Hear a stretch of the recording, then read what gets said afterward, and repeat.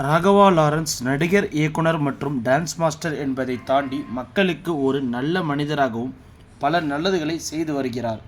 முக்கியமாக மாற்றுத்திறனாளிகளிடம் இருக்கும் திறமைகளை கண்டுபிடித்து அதை முன்னுக்கு கொண்டு வரும் வகையில் லாரன்ஸ் அவர்களுக்கு உதவி செய்து வருகிறார்.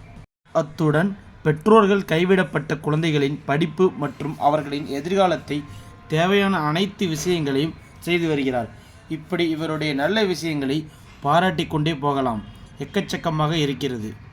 அந்த வகையில் பலரும் வியந்து பார்க்கும் வகையில் தற்போது விவசாயிகளுக்கு 10 டிராக்டர் வாங்கி கிராமங்களில் ஏழ்மையில் வாடும் விவசாயிகளுக்கு கொடுத்து அவர்களின் வாழ்வாதாரத்தை கூட்டும் வகையில் உதவிக்கரம் நீட்டி வருகிறார்.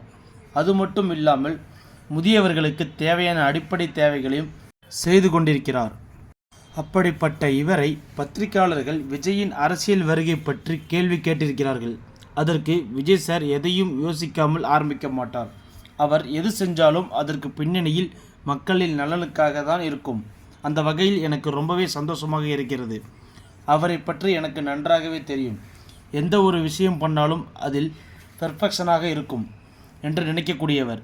அந்த வகையில் அரசியலுக்குள் நுழைந்தால் கண்டிப்பாக மக்களின் வாழ்வாதாரத்தை மேம்படுத்தும் வகையில் பல நல்ல விஷயங்களை செய்து அரசியலில் ஒரு மாற்றத்தை கொண்டு வருவார் என கூறியிருக்கிறார்.